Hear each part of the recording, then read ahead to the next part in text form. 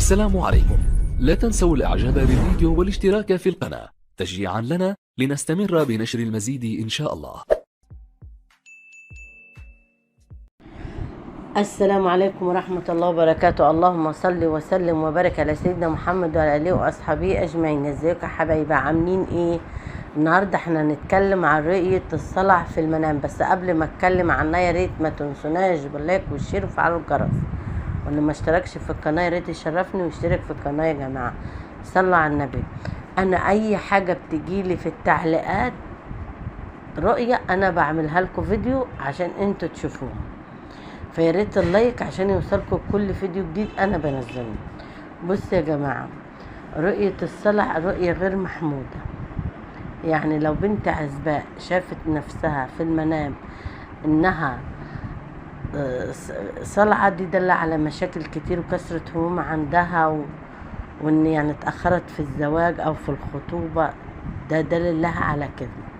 اما الست المتزوجة برضو لو شافت ان مفيش شعر او قرعة، او ان هي قصت شعرها او شالت شعرها، ده يا جماعة هموم عندها، كسرة هموم، مشاكل، دليل لا قدر الله على الطلاق، على الانفصال، دليل بعد الشر ربنا يعزكم يا رب، يعني موت حد. فده يعني ايه رؤية غير محمودة بالمرض. تمام يا جماعة. رؤية الصلع على الرجل دلل على خسارة مادية، فشل في شغله،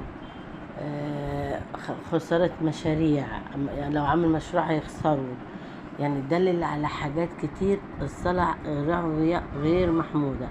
طيب لو شافت ان في بعض من شعرها موجود وبعد حتت بيبقى ايه، يبقى عندها شوية مشاكل، عندها شوية هم، يعني لو في يمة فيها حتة صلع وفي شعر، ده بيبقى دليل على هموم، دليل على شوية تعب، دليل على مشاكل، دليل على ضيقة مادية. تمام. طيب لو البنت العزباء شافت نفسها ان هي في شعرها كله في حتة دواير، ده دليل على حسد، والحسد ده دل على فشكلة او ان هي مش يعني تتأخر في الخطوبة او الزواج. تمام يا جماعة. الرجل نفس النظام، لو شاف بردك في حتة ده دلل على خسارة من مال، قطع صلة ارحام، خسارة مادية، بعض من المادة، بمر بمشاكل صحية. فده يا جماعة اللي هو الصلع. تمام. انا مش ببقى عايزه اقول الحاجه الوحشه ليكم، بس هي بتتكتب لي، فدي حاجه بتاعت ربنا والله اعلى واعلم.